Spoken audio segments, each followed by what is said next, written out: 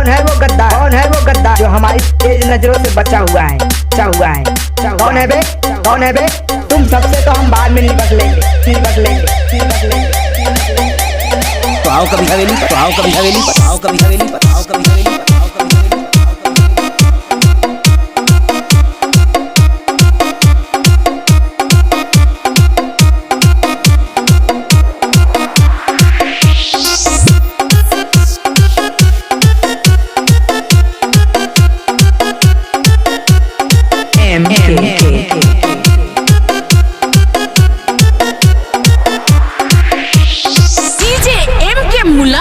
सिंह ही रसड़ा।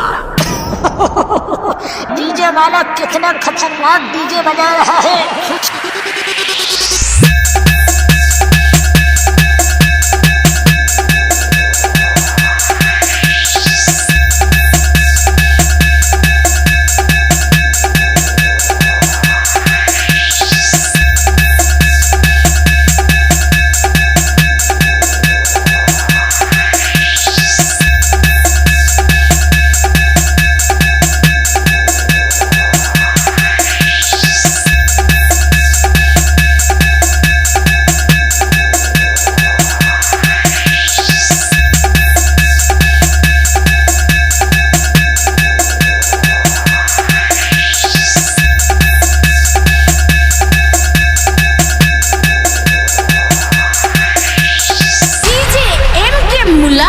सिंह ही रसड़ा। सब वक्त क्या बदला,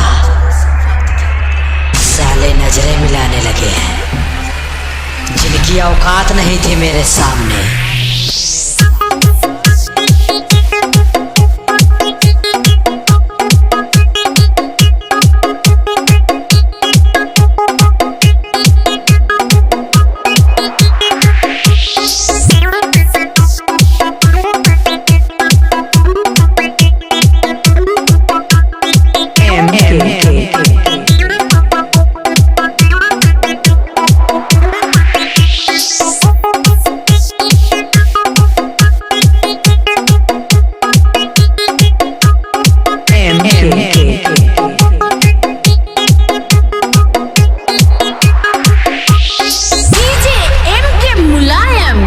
एक बार जो मैंने कमिटमेंट कर दिया,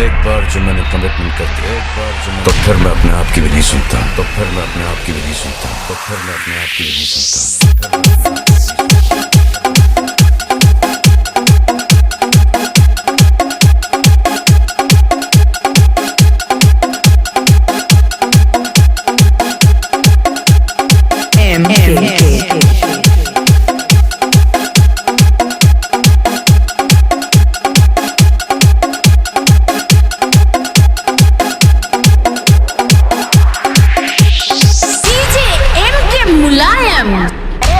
खाली पेट मेरे दिमाग की बत्ती नहीं जलती है।